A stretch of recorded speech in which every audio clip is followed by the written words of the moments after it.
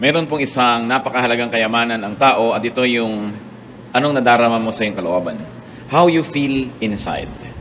Kahit ano pa ang nangyayari sa labas, kahit gaano karangya, kahit gaano ka-successful, pagka ang feeling mo sa kalooban mo walang kwenta, damay ang lahat. So it's in our spiritual agenda to win the spiritual battle so that we will feel good inside. At yan po ang ating pag-aaral, how to feel good inside. God is concerned about that because God wants us to have a full, meaningful, and a joyful life. Our God in heaven, we thank you that you live in our hearts. We thank you that your Spirit makes home in our heart, O God. And we thank you that you are one with us when we are one with you. We ask you, Father, to cleanse us, make us whole, enable us to enter your holy presence. We declare our sins to you. We declare our need for you, O God. Make us whole, cleanse us with the blood of Jesus, forgive us our sins. And as you forgive us, O God, we come to you. We approach your throne of grace, your throne of goodness, as forgiven children, and we ask you to bless us. Teach us. Open our eyes and ears. We reject any spirit that may take away our attention from you. We reject any thought that will divide our heart. And we like to attend to your words. We like to look at your face, to hear your voice. Heal as you teach us. Enable us, Lord, to touch your heart. And may you touch our hearts as well, so that we may be changed. Lead us, teach us. In the name of Jesus, your Son, our Lord, we pray. 1 Corinthians 6:19 says, your body is a temple of the Holy Spirit. Napakarami, malalim ang kahulugan ng ating katawan, ng ating puso. Yung ating pagiging tao ay tirahan ng Espiritu ng Diyos. At bili naman sa Ephesians 4:30, do not grieve the Holy Spirit of God. So nakatira sa puso ng tao ang Espiritu ng Diyos at kabilin-bilinan, huwag palungkutin, huwag pagluksain, huwag bibigyan ng at tatanggalan ng sigla ang Espiritu na nasa atin. How to feel good inside. First of all, be clean. It's very important to be clean. Lalo tayo mga Pilipino, mahilig talaga tayo sa hygienic practices. Kahit ano pa ang kalagayan mo, pag hindi ka nagsipilyo, parang you don't feel happy. So, ang mga empleyado, makikita mo after lunch break, kanya-kanyang sipilyohan sa mga lababo, sa mga banyo, kung saan-saan. Kahit konti na lang ng tubig, ipampapaligo yan. Ano? Kaya, mahalaga clean. But that's physical cleanliness. What more, yung spiritual cleanliness. So, be righteous if you want to feel good inside. Listen to your conscience. Listen to the inner voice.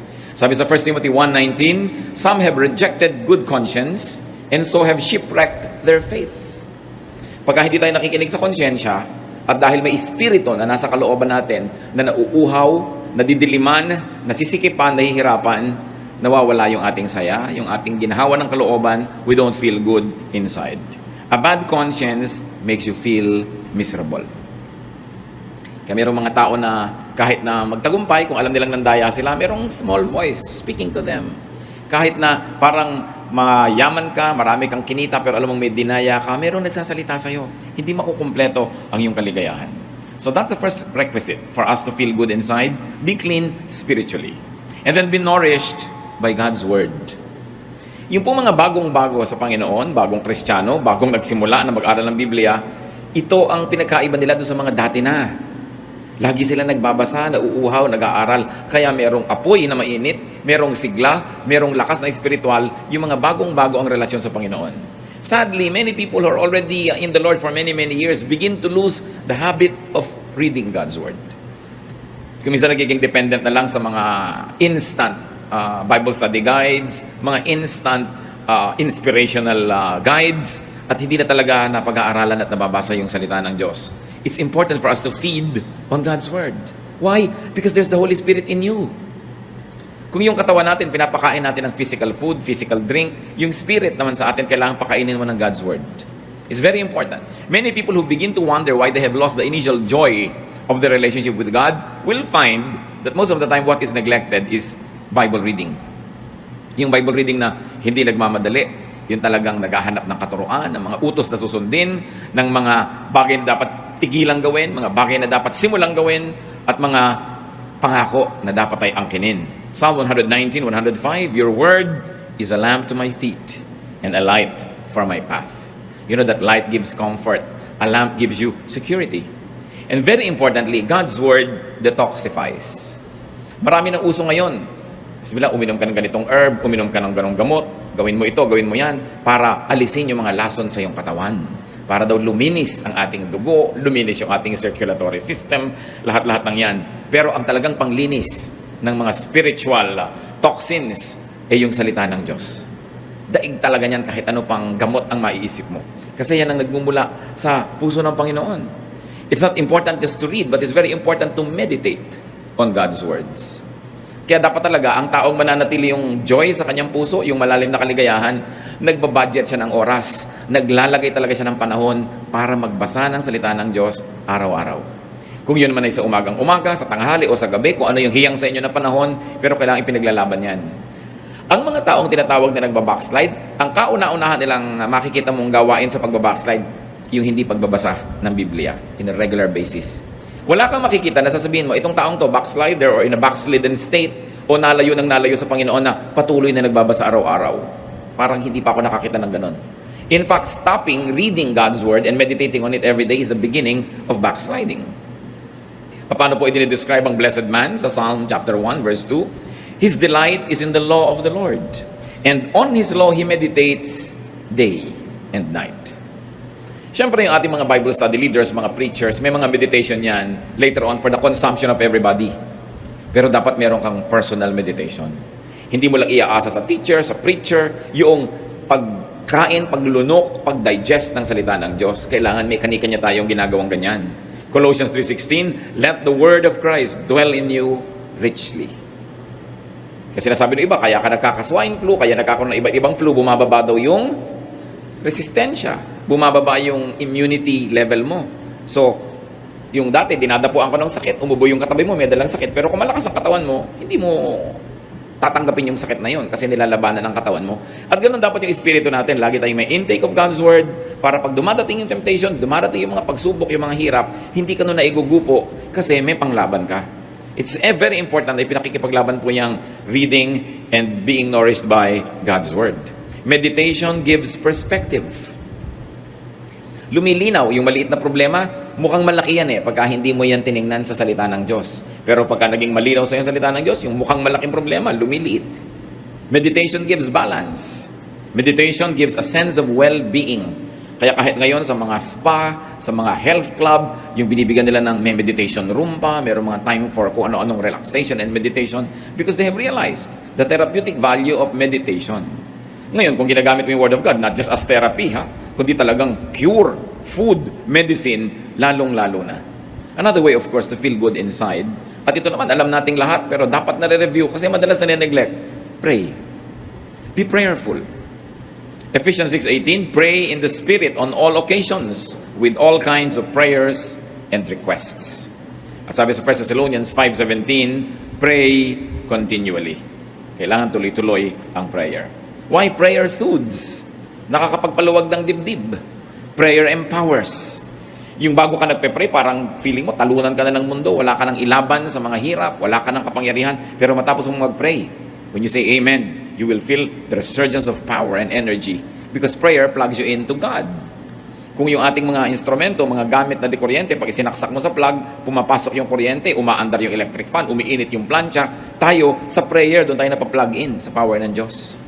At yung kanyang kapangyarihan mula sa langit, pumapasok sa ating espiritu, nakikiisa sa atin. Prayer transports. Kahit ikaw ay nasa isang place of misery, when you close your eyes and pray, and your spirit is with God, you suddenly find yourself to be in a garden that's quiet, or by a poolside, or in a refreshing greenery, because prayer transports. Prayer allows us to transcend physical limitations. Prayer, naturally, of course, transforms. Dapat ang tao, pag ganito yung kalagayan niya, tapos nag-pray siya, pag dilat ng mata niya, pag sabi niya ng amen, hindi na ganun yung kalagayan niya, naiba na siya. Yun ang powerful prayer. Galit na galit ka kanina, nag-pray ka, kahit sandali, pinag-pray mo na alisin ng Diyos ang iyong galit, matuto kang magpatawad, matuto kang magtiis. Pag dilat ng mata mo, dapat hindi ka na kasing ganun kagalit. Kasi talagang ang tunay na panalangin, nagpapabago. Talagang maiiba yung pati physical makeup mo. According to researches, yung mga matataas ang presyon, magpe-pray sila, magme-meditate. Pagkatapos sa ilang minuto, kukuhanan uli ng blood pressure, bumababa, nare-relax. Makapangyarihan ng panalangin. Hindi natin kayang maunawaan, so magdasal na lang tayo. Hindi na aarok ng siyensya hanggang ngayon yung hiwaga ng panalangin. Pero ang nananalangin mismo ang nakakaalam noon. Kaya magtataka kayo mga iba, mananampalataya, may daladalang Biblia, sinasabi Kristiyano sila, pero warrior. Laging nagwo-worry.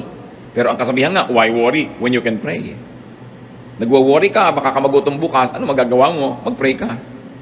Nagwo-worry ka tungkol sa mahal mo sa buhay na ang layo-layo, baka nasa panganib, kaya mo ba siyang iligtas, nandito ka, so you pray. Why worry when you can pray? Why continue feeling negative when you can come to God in prayer and ask that God soothes you, comforts you, and that God changes your disposition? Prayer makes you feel good inside. How else do we feel good inside? Be one, inside and out. Eliminate, minimize contradictions within you. Dapat pag nakangiti ang labi mo sa isang tao, pati puso mo nakangiti talaga sa kanya. Mahirap yung nakangiti yung labi mo pero nakasimangot yung puso mo. Yun yung hati ka. Hindi ka sasaya nun. Walang taong hati na sumaya. Kailangan, nando ka sa cause na gusto mo. Hindi dun sa labagang yung kalooban.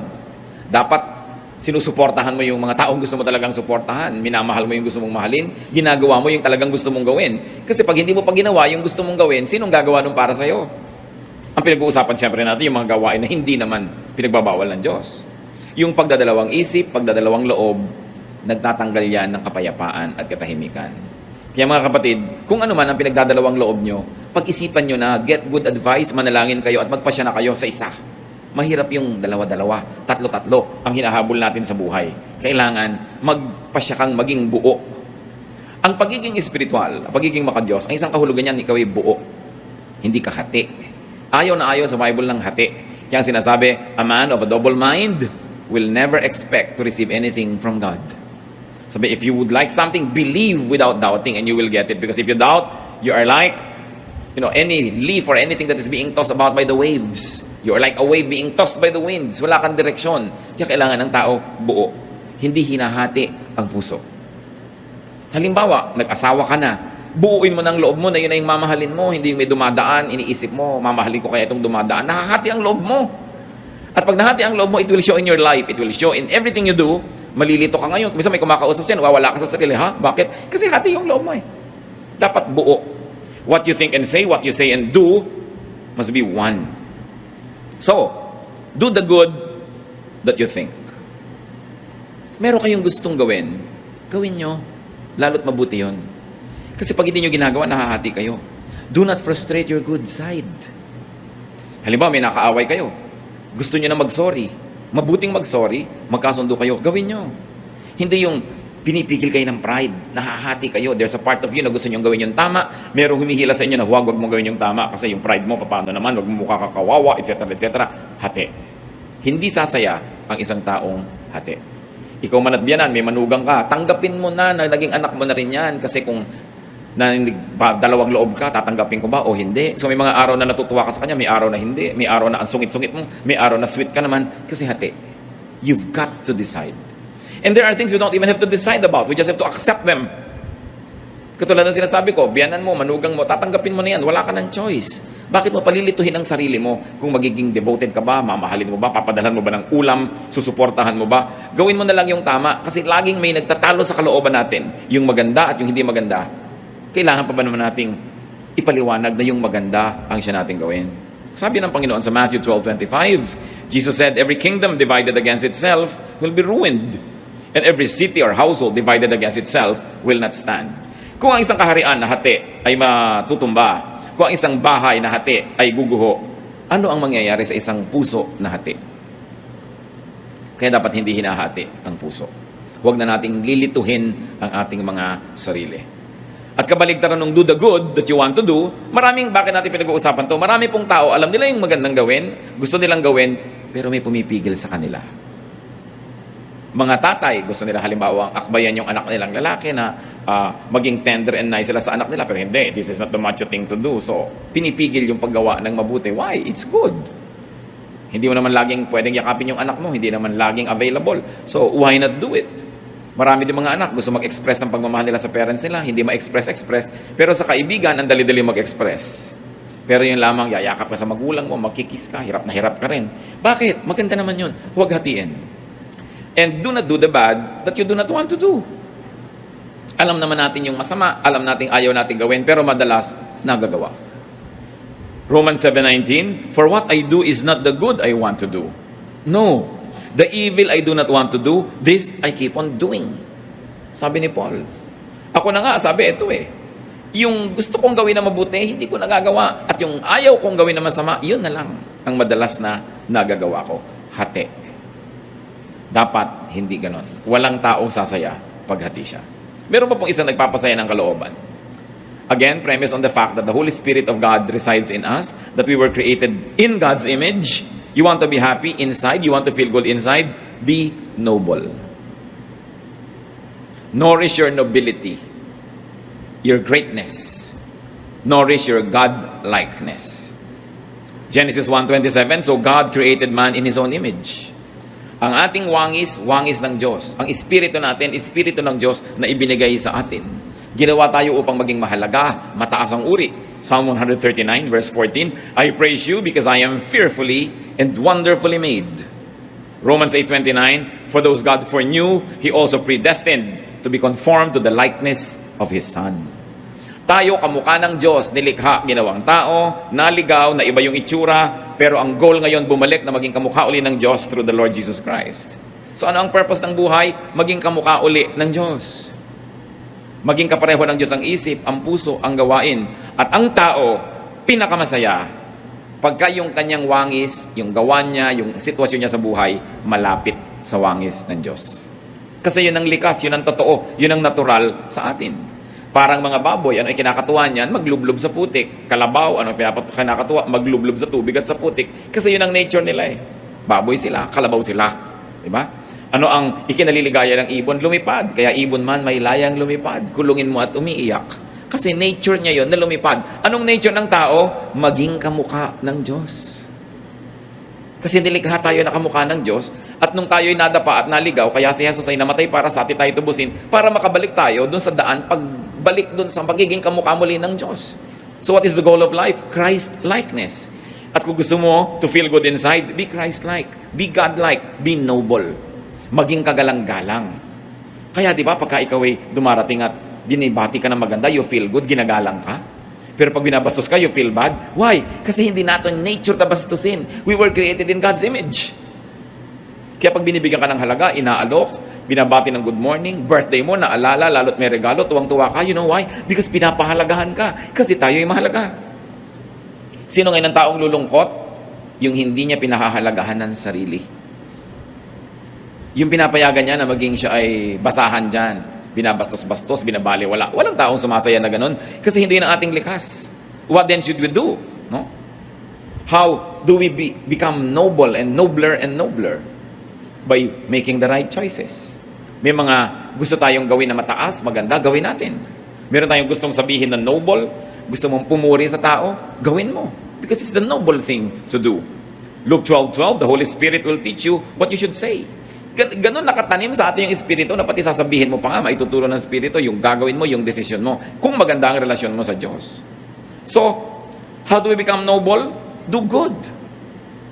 We are most noble when we do good. We are least noble when we do things that are bad.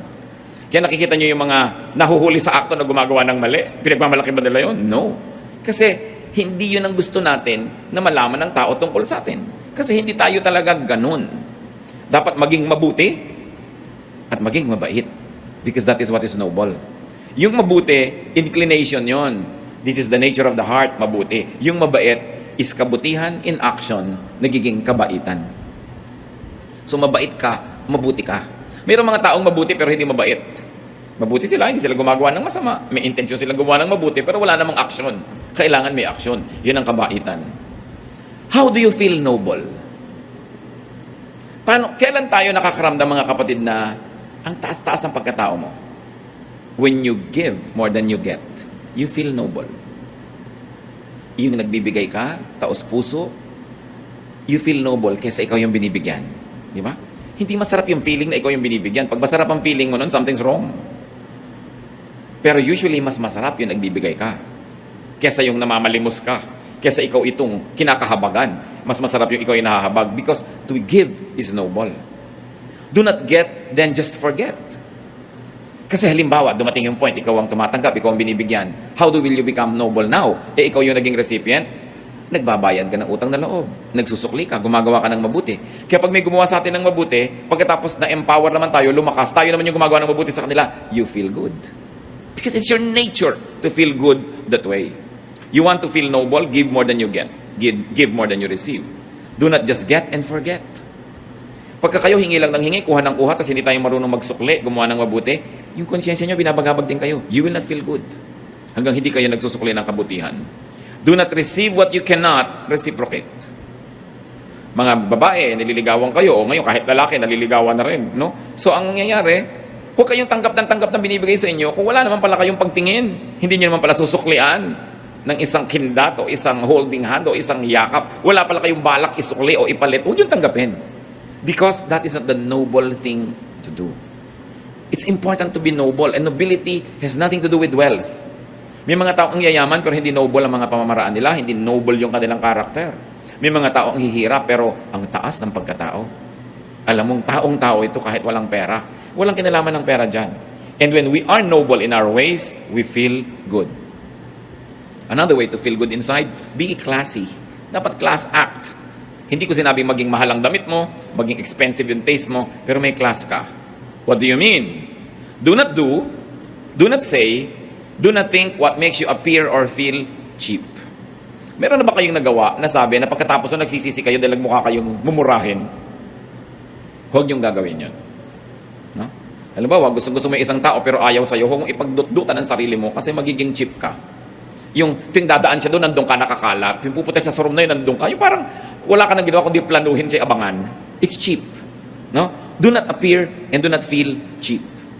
Lalo ikaw babae, hindi ka naman pinapansin. Ikaw pa tong laging nakakalat dyan. You know, it's cheap. It will not make you feel good. Magkakaroon ka lang ng immediate pleasure dahil napagbigyan mo yung hilig mo. Pero pag nananahimik ka na at nag-iisa, ang feeling mo, bumaba ang pagkatao mo. You want to be happy inside? Be classy. Beware of addictive things and addictive habits. Lahat ng bagay na nakaka-addict, nakakapagpa-cheap. Nakita niyo mga ibang tao na antitino, ang gaganda ng behavior, nung naging drug dependent, pati sariling nanay, ninanakawan, sariling anak, ninanakawan, kasi naging addict.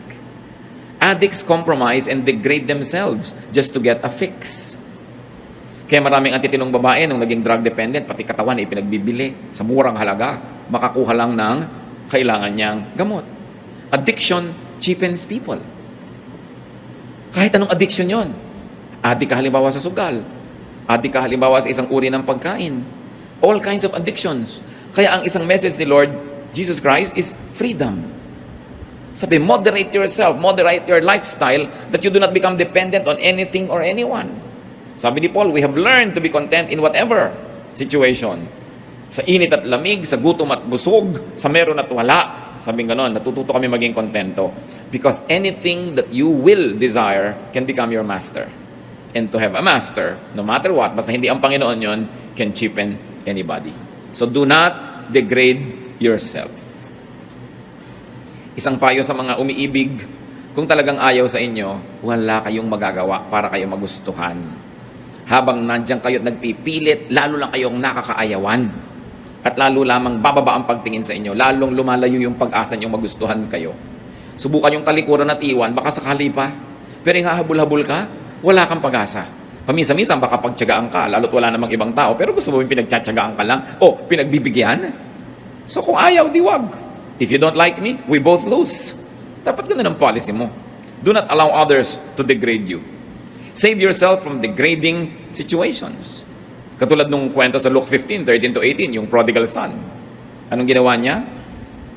Hiningi niya yung mana niya, nilustay niya, pagkatapos naghirap siya sa isang foreign land, naging trabaho na lang siya doon, taga-alaga ng baboy. Hindi naman siya pinapakain, kinakaingitan pa niya yung baboy dahil kumakain sa oras, siya hindi. So, nagising siya sa katotohanan, sabi niya, hindi ito dapat. So, ganun, uuwi ako sa tatay ko, hihingi ako ng tawad, at mamamasukan na lang ako sa kanyang katulong. Kasi ang mga katulong ng tatay ko are better fed than I am. So, ganun, tatanggapin ko yung aking pagkakamali, hingi ako ng tawad, but I will stop the situation from degrading me. Kung meron sa atin ngayong mga kapatid, nasa isang situation kasi very degrading, get out of it. Halimbawa, hindi naman kayo ang asawang tunay, Sa mga 3 times a year lang kayong sinisipot. No? Sa ilalim pa ng silong ng Fort Santiago. Nakaka-degrade yun sa inyo. Bakit hindi niya kayo mabigyan ng panahon niya? Bakit iaabang niyo yung buong sarili niyo sa kanya? Di ba? You degrade yourself. You deserve a better treatment. You have only one life to live on this earth. There's eternal life, yes, but here only one. So bakit mo papayagan na nadadaya ka?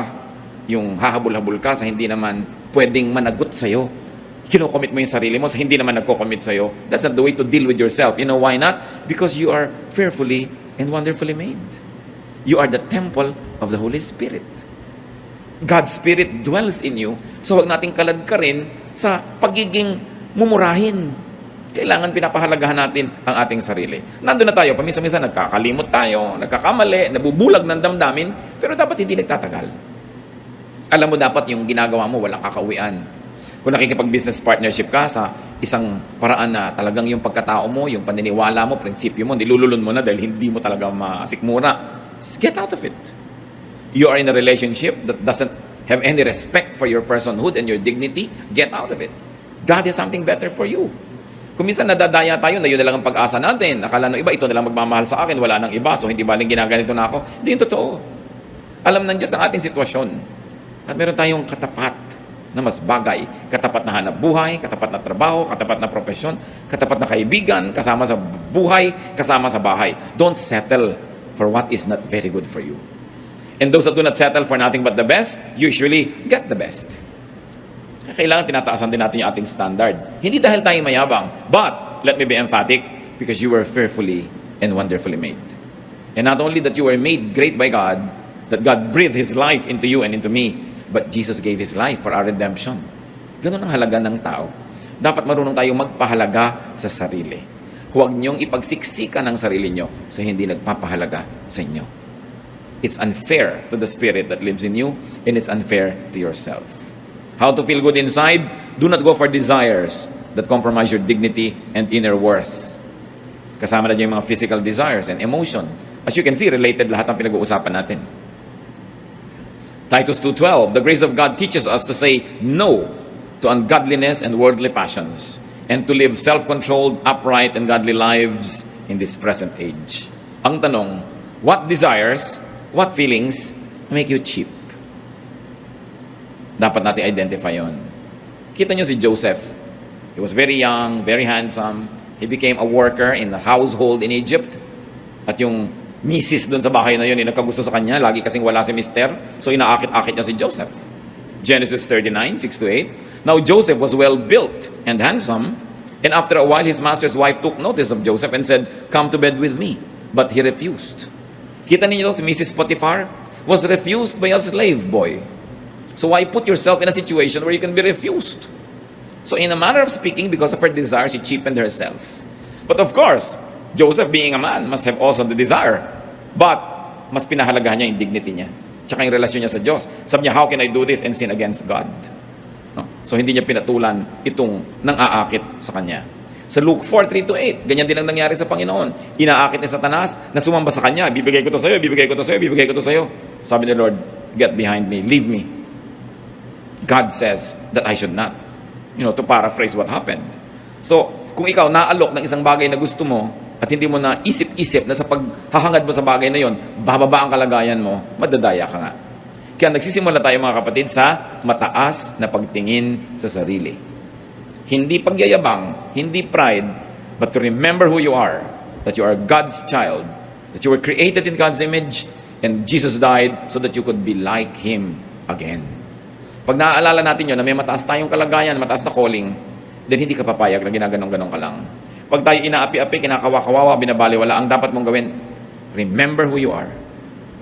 That you are fearfully and wonderfully made. At sabi nga ng Ephesians 4:30, which we have already read, do not grieve the Holy Spirit. Pagka binababa natin ang ating pagkatao, we grieve the Holy Spirit. When we desire things, to the point na susunod-sunod tayo, aabang-abang, we grieve the Holy Spirit. So feel good inside, and one of that is by changing the outside world. When you feel bad, baka naman may dahilan at pwede mong palitan in your outside world so that you will feel good. Maybe you should clean your environment, go out and take a walk, change the situation, and it might make you feel good inside. But yung mas permanente, hindi dependent sa mga bagay na nasa labas. Feel good inside by being good inside. When you are good, you will feel good. Kahit hindi ka ma-appreciate, hindi ka mabayaran, hindi ka mapuri, pero mabuti ang iyong puso, gusto mong bigyan ng kaluguran ng Diyos, no matter what happens, you will feel good. Feel good inside by doing good. Napakalaki ng ligayang binibigay sa tao ng paggawa ng mabuti. Himalayan, hindi maipaliwanag, pero may nagawa kang mabuti, you will feel good. Feel good inside by nourishing your good side, not your bad side. Meron tayong good side, may bad side. But if you notice the good side, you will feel good. If you notice the bad side, you will feel bad. Kahit pa nga naging matagumpay yung bad side mo, but there's still this voice that will continue to make us feel bad. Mag-isip-isip tayo. Ama naming Diyos, nais naming ilapit sa inyo aming mga puso. Nagpapasalamat po kami sa bawat isa rito who feels good, who generally feels good. Pero inaalala rin namin, Lord, yung bawat isa na maaaring hindi ganun ang kalagayan, mas madalas malungkot, mas madalas matamlay, mas madalas merong nararamdamang hindi masarap, hindi maganda, na hindi maipaliwanag. Sa sandaling ito, Panginoon, sa mga pinag-usapan namin, ipakita mo doon sa mga generally not feeling good inside kung ano ang posibleng dahilan. Ipakita mo sa amin kung ano ang mga ginagawa namin, Panginoon, na nagiging dahilan din kung bakit yung pakiramdam namin ay hindi masaya, hindi magaan, hindi nakakaluwalhati sa iyo. We are very thankful for each one who feels good, but for each one who doesn't, we pray that your wisdom will prevail, that you will teach us to identify the root causes of these ill feelings so that they may be uprooted and we will have a change of heart and our lives will be peaceful, lovely, and enjoyable. Magbulay-bulay tayo mga kapatid. Kung meron tayong mga ginagawa, iniisip, pamamaraan, lifestyle that contributes to not feeling good. At ipagpasalamat din natin sa Panginoon yung mga tama natin ginagawa. Sa mga 7 natin pinag-usapan, surely we will be able to identify things that make us feel good and the opposite that makes us feel bad. Madadaya tayo sa bawat panahon that we don't feel good inside. We will not always feel good outside. Kung minsan may sakit ang katawan natin, masakit ang ulo, masakit ang paa. But what is important is to feel good inside. Na yung espiritu natin payapa, tahimik, masaya, kaya nating harapin kahit anong hirap ng katawan o hirap sa paligid. Ama namin, kapatuloy po kayong humipo sa aming mga buhay at mga puso. And may you minister to us this message na maski Panginoon anuman ang pinagmumula ng aming kumisan, mga lungkot, mga katamlayan, ituro nyo sa amin kung paano ito lulutasin para ang buhay na ipinahiram nyo sa amin, Panginoon, may be lived in joy, in happiness, in peace. Manalangin tayong sumandali and let the Spirit of God minister to each one, especially those that usually do not feel good. May the Spirit of God bless each one.